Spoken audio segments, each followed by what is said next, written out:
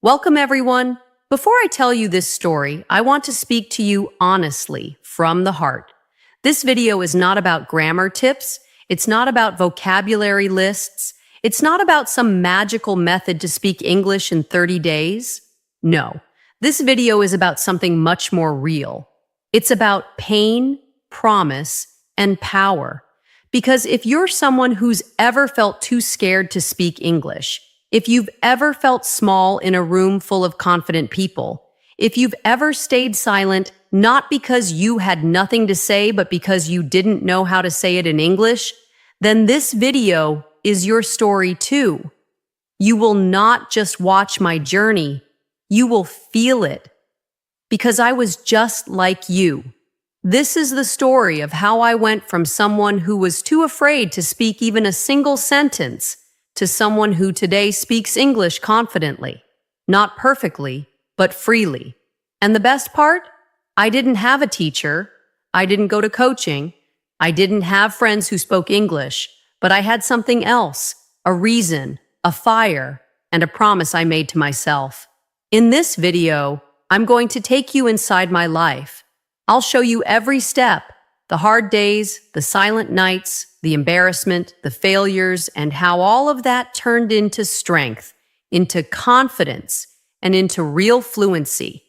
You will learn how to start your English journey alone, how I trained myself without classes, how I made English part of my life, how I kept going even when I wanted to quit, and how you can do the same starting today. But most importantly, you'll learn that you don't need to be confident to start, you just need to start. If you stay till the end of this video, I promise you'll never look at English the same way again, because this story could be your story. Let's begin.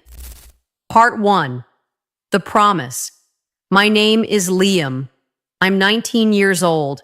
I come from a very small town, the kind of place where people don't dream too big. My father is a mechanic. He fixes cars. My mother works as a housemaid. We don't have much money.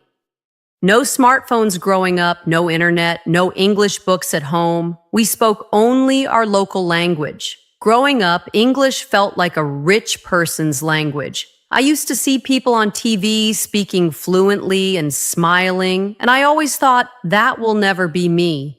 In school, I was good at reading English, but when the teacher asked me to speak, I froze. My mouth would go dry. My heart would beat fast. I remember one day in class, I was asked to say just one sentence. My name is Liam, and I want to be a teacher. That's it. But I couldn't do it. I stood there shaking. The whole class laughed. That day, something inside me broke, not just because people laughed, but because I knew I had something to say and I couldn't say it. That night, I walked home alone. I didn't talk to anyone. I just kept hearing the sound of people laughing in my head. I looked at my reflection in a shop window, and I whispered, one day, I will speak English. I don't care how long it takes. I don't care how hard it is. I'll do it. That was the moment I made the promise. I didn't tell anyone, not my parents, not my friends. This was my war, my mountain, my secret mission. From that day on, I decided I will train myself. No coaching, no teachers, just me and my voice. And that's how it started, with one promise. A quiet, lonely promise made by a 19-year-old boy who had no idea what he was doing, but who had one thing stronger than fear, the decision to never stay silent again. This was just the beginning. Part 2. The Struggle. Begin. After I made that promise to myself, I felt strong for about one day. The next morning, I woke up early, washed my face, stood in front of the mirror and said, today I start speaking English. But nothing came out. My mind went blank. My throat closed. Even though I was alone, I still felt watched, judged by myself. I tried to say something simple, just one sentence. How are you? But it felt like I was pushing a heavy rock out of my mouth. I realized something painful that day. Learning English is not just about words. It's about fear. And that fear lives inside your body. My hands were sweating. I felt stupid. I thought, why is this so hard? I know these words. Why can't I say them? That day, I recorded myself speaking. I used my father's old phone. I tried to say, my name is Liam. I want to learn English. I recorded it, and then I played it back. When I heard my voice, I wanted to delete it immediately. It didn't sound like me. It sounded broken, slow, embarrassed. I had pauses in the wrong places. My pronunciation was wrong. I sounded like someone who didn't belong. And suddenly, I started crying, not because my English was bad, but because for the first time in my life, I was hearing my fear with my own ears. That night, I couldn't sleep. My brain kept repeating that one line, "You're not good enough. You'll never be fluent." The next morning, I thought about quitting. I thought maybe this was stupid. Maybe English was not for people like me. But then I remembered the promise, that quiet promise I made while looking into a shop window walking home in silence, and I decided to try again. This time I changed something. I didn't try to speak perfect English. I just tried to speak one sentence with feeling, not grammar, just feeling. I looked into the mirror and said, I want to be better. That was it. That sentence was not complex. It wasn't even about English, but I said it with emotion, with truth, and for the first time, I didn't feel weak. That one sentence became my daily habit. Every day before school, I would wake up 15 minutes early. I'd lock the bathroom door, and I'd speak to myself out loud, even if it was just 2 or 3 lines. Sometimes it was, today is going to be a good day. I am trying my best. English is not my enemy. I can learn even if I'm slow. At school, nothing had changed. I was still silent in class. I still avoided conversations. I still didn't raise my hand when the teacher asked a question, but something had changed inside me, even if no one else could see it. I had started my war, and every sentence I spoke alone was a tiny victory in that war. But let me be honest with you. Those early days were not beautiful. They were full of pain. People don't talk about that part enough. They don't tell you what it feels like to try your best and still be invisible, to practice speaking alone for weeks, and then fail again the moment someone actually asks you a question in real life. It happened to me 2 weeks after I started mirror practice. I was at the small grocery shop near my house. A man visiting from the city came in. He was speaking English with the shop owner's son, who had studied in a better school. I stood there frozen, and then for 1 second the man looked at me and said, "Hey buddy, can you tell me where the main road is?" It was a simple question, very simple, and I had practiced answering questions like that in front of the mirror. But in real life, my mouth refused to move. I looked at him, and after 2 long, silent seconds, I just shook my head and said nothing. He smiled politely and asked someone else. No one cared, but I did. I walked back home feeling crushed. All that mirror practice, and still I failed? I wanted to throw away my notebook. I wanted to stop speaking. I thought, maybe I'm just pretending. Maybe this whole thing is a lie. That night, I didn't practice. I just sat in bed looking at the ceiling, asking myself, am I fooling myself? What if I never get better?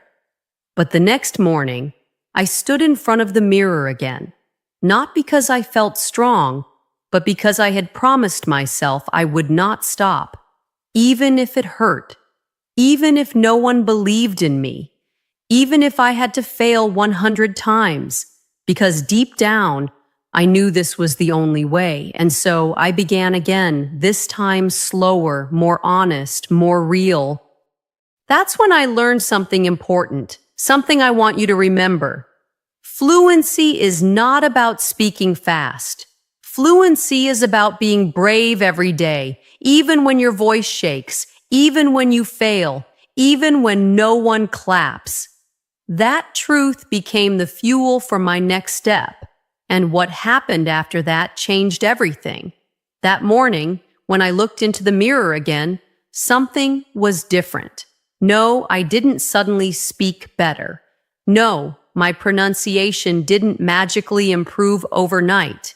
And no, I wasn't full of confidence, but I had made a decision in my heart, something unbreakable. I told myself, from now on, I will speak English every single day, even if it's just 5 minutes, even if it's broken, even if no one listens, because I am not doing this for anyone else.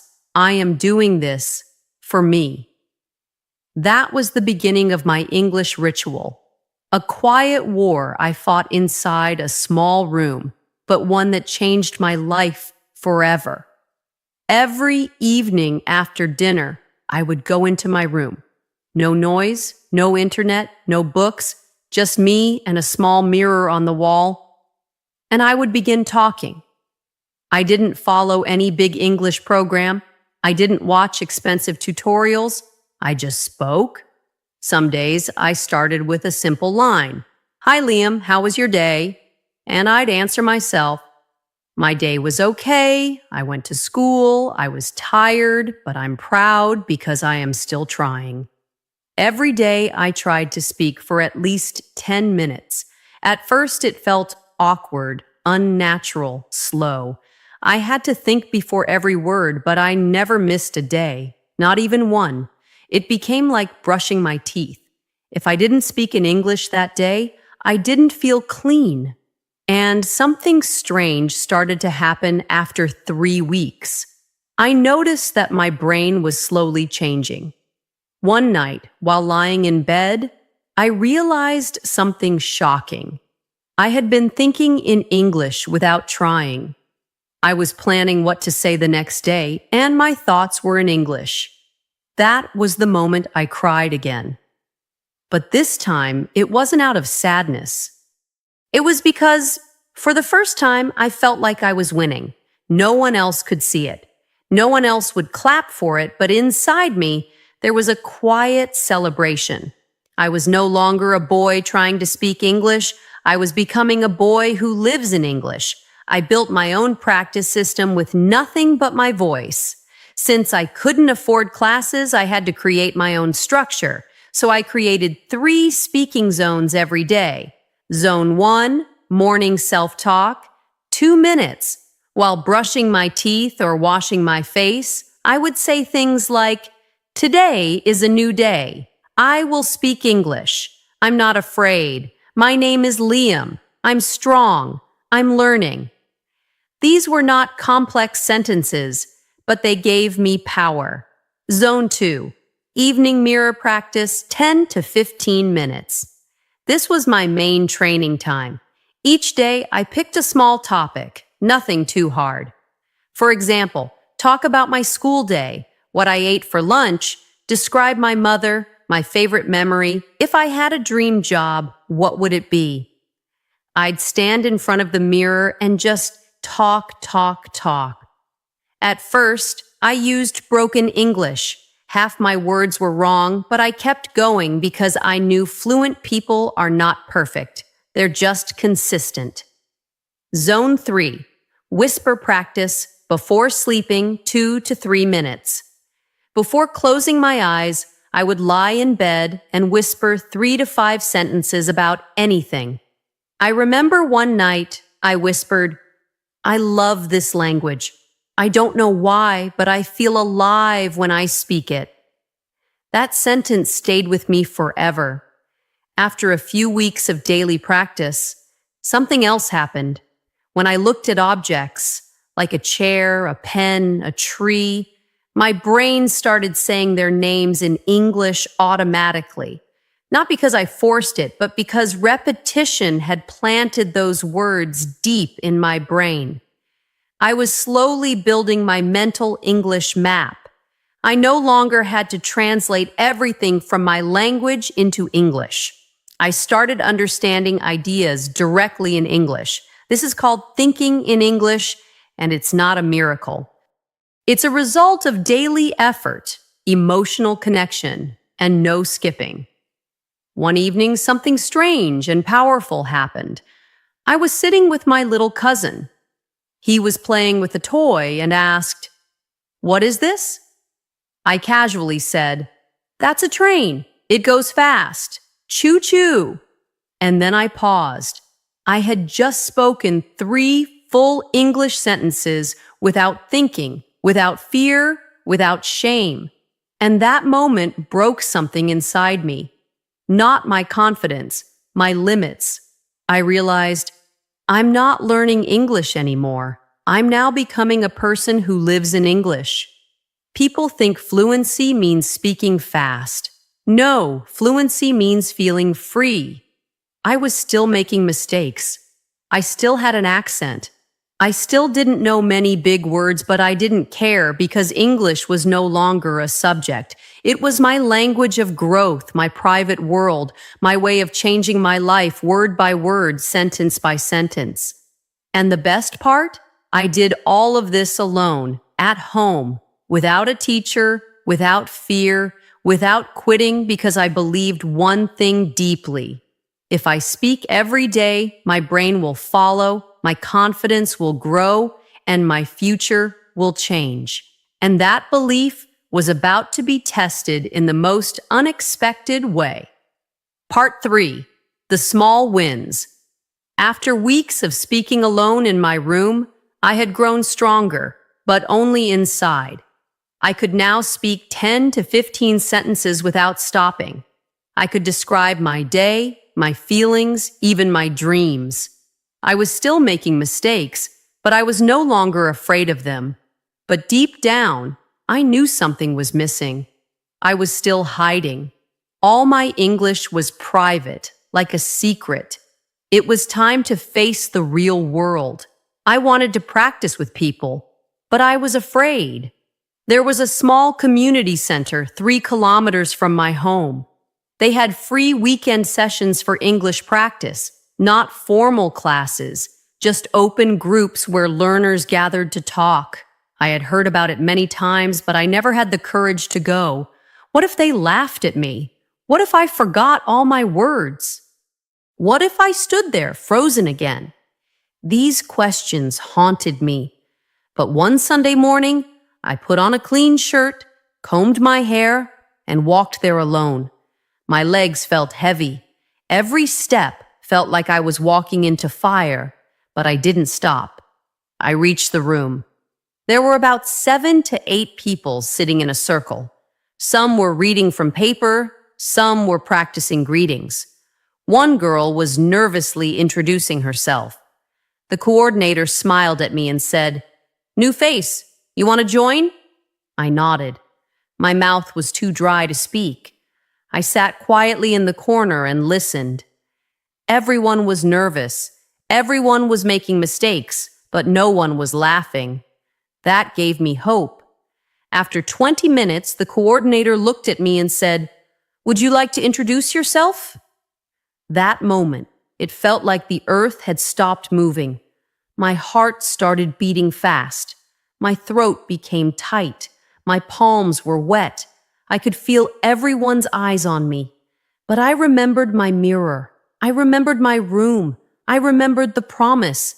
So I stood up, took a slow breath, and said, "Hello, my name is Liam. I am 19 years old. I love English. I want to speak better. I am learning alone." Then silence. For 3 seconds, no one said anything, and then they clapped. They clapped. Not because it was perfect, not because it was advanced, but because it was real. That applause didn't last more than 5 seconds, but inside me, it felt like fireworks. That was my first public win. I had spoken English in front of people, and I survived. That moment became the turning point in my confidence. It wasn't about fluency. It wasn't about grammar. It was about courage. For the next 30 minutes, I didn't speak again. I just listened, but my mind had changed forever. Now I knew I can do this. Even with fear, even with broken sentences, I can speak. I started going every Sunday, and every week I grew. In the beginning, I still said very little, sometimes just 2 or 3 lines. But every week, I challenged myself to say one more sentence than last time. One week, I described my favorite food. Another week, I talked about my parents. Once, I shared how I was practicing alone with a mirror, and a few people smiled and said, "That's brave. I should try that too." That was the first time I felt like a helper, not just a learner. It changed my identity. One day, I went to a grocery shop again, the same one where I had failed to answer a simple question months earlier. This time, I saw a foreign tourist asking for water. No one understood him. I walked up slowly and said, "You want a bottle of water?" He said, "Yes, please, thank you." I showed the bottle, took the money, and gave the change. He smiled and said, "Your English is good." I didn't say much, just smiled back. But inside me, I was flying. Every sentence I spoke outside my room felt like climbing a mountain. And these victories weren't loud. No one shared them online. No one recorded them. No one posted them with hashtags. But they were real. Every sentence was a step away from fear. Every word was a brick in the house I was building, the house called confidence. One night I sat alone and wrote this in my diary. Today I spoke to a stranger. He understood me. That means I am not invisible anymore. I closed the book and cried, not from sadness, from belief, because for the first time I felt that maybe, just maybe, I was becoming the person I always dreamed of. And that, my friend, is the most powerful shift in language learning. It's not when you become fluent. It's when you stop being ashamed of not being fluent yet. Because the moment you stop hiding, the moment you stop apologizing, the moment you say, "Yes, I make mistakes, but I'm speaking anyway," that's the moment you start to win. That's the moment the world starts to hear you. And I was ready for more. It had been almost 3 months since I made the promise to myself. 3 months of mirror practice. 3 months of whispering words in the dark. 3 months of slow confidence, small victories, and inner change. By now, I had started to feel like I belonged. I could hold a short conversation. I was joining the Sunday group confidently. I even started helping others who were more shy than me. But then something happened that shook everything. It was a small marketing company.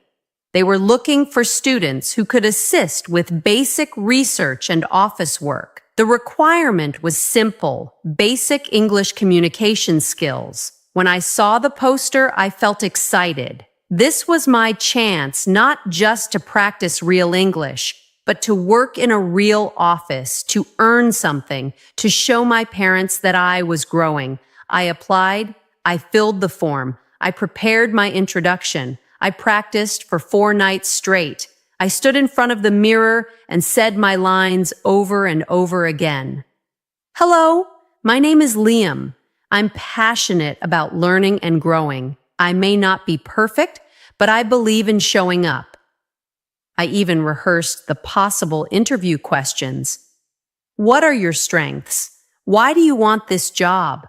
What makes you a good fit? I wrote my answers. I practiced them 20 times. I believed I was ready. I reached early. My shirt was clean. I was wearing shoes I had polished myself. My hands were shaking, but I kept whispering, "You've got this, Liam. You've worked for this. You've spoken to real people. You are ready. When my name was called, I walked in. There were two people, one man and one woman. They smiled, and the man said, "Hi, Liam. Please sit. Let's begin. Tell us about yourself." I opened my mouth, and nothing came out. My mind went blank. Every word I had practiced disappeared. I couldn't breathe. My mouth went dry. I was suddenly the same scared boy from school again. The silence lasted only 6 seconds, but in my heart, it felt like a storm. Finally, I said, I want job because I like learn." My sentence was broken. My voice was shaking. I could see the woman trying to be kind, but her eyes showed concern. The man said, "Take your time. It's okay." But I knew it wasn't okay because this wasn't just an interview. This was my test, and I was failing. The rest of the interview was just as bad. I couldn't connect my sentences. I forgot simple words. I used wrong tenses. And worst of all, I couldn't look them in the eyes. After 15 minutes, they said, "Thank you for coming, Liam. We'll let you know." I smiled politely, walked out, and the moment I reached the gate, I broke down. I cried because I felt like all my effort was a lie. 3 months of practice, 3 months of hope, 3 months of whispering dreams into a mirror. And still, when it mattered most, I froze. I walked home with my head down. I didn't eat that night.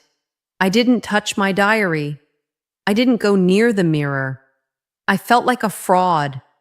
I felt like someone who was pretending to learn English but couldn't use it when it really counted. That night, I wanted to quit. I skipped my mirror practice. I didn't speak a single English word. I didn't even watch any English videos. I just lay on my bed, staring at the ceiling, hearing my own inner voice say, "You're not improving. You're just wasting time. You'll never be fluent. You'll always be behind." For the first time since my journey began, I felt truly empty. But then something small saved me. It wasn't a video, it wasn't a book, it wasn't a friend. It was a note I had written to myself on the very first day I began this journey. I had taped it on the side of my desk. I had forgotten about it. It said, "No matter how slow you go, as long as you don't stop, you're still winning."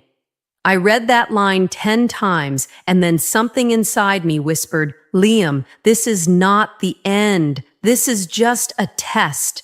I wasn't afraid of English. I was afraid of being judged. In front of the mirror, I felt safe. With friends, I felt comfortable. But when I entered a professional room, my fear returned because I still believed that making a mistake meant I didn't belong. That belief was the real enemy, not English. So I decided something big. The next day, I stood in front of the mirror again, but this time, I didn't rehearse lines. I spoke from the heart. I'm not perfect. I'm not fluent. But I am brave. I will face this again, and I will be better next time. I made one more promise to myself. I will never stop just because I fail. Because failure doesn't mean I'm weak. It means I'm trying something hard. The moment I walked in, I told the group about the interview. I told them how I froze, how I forgot my words, how I almost quit. And then I said, "But I'm still here. I still want to speak, and I will not stop." They clapped louder than ever before. One man stood up and said, "You didn't fail, Liam. You grew because now you're honest. That's real progress." Those words healed something in me. Not just mirror speaking, not just repeating words, but doing small, real-life English actions, asking strangers directions in English, saying thank you in English to shopkeepers, recording daily updates on my phone in English, reading short paragraphs out loud and explaining them to myself. I turned English into a lifestyle, not just a subject, because this journey was never about being the best. It was about never going silent again. And now I was ready to rise higher than ever before. Part 4. From Silence to Strength. The day I spoke without fear and everything changed. After the failed interview, after the emotional breakdown, after the promise to never quit, I returned to my journey stronger than ever. But I wasn't just stronger. I was wiser because now I understood that English was never my real enemy. My fear was. And that fear lived in the silence between my thoughts. Every time I spoke, I was not just using language. I was fighting my fear. I didn't need to sound perfect. I needed to sound brave. And that mindset changed everything. One evening, my community group coordinator pulled me aside and said, "Liam, next Sunday we're holding an open English-speaking event. Visitors from the city will be joining. We want you to give the welcome speech." I froze for a moment. Me? The same boy who once couldn't say, "My name is Liam" in class? He said, "You've been consistent. You've grown. You have a story. People need to hear it." I didn't say yes immediately. That night, I stood in front of my mirror again, my oldest friend, my oldest teacher. I looked at my reflection and asked, "Are you ready?" And for the first time in my life, my reflection smiled back. "No one is ever ready. You just speak anyway." So I said yes, not rehearsing every word like a robot, but building confidence. I didn't write a script. I only wrote bullet points.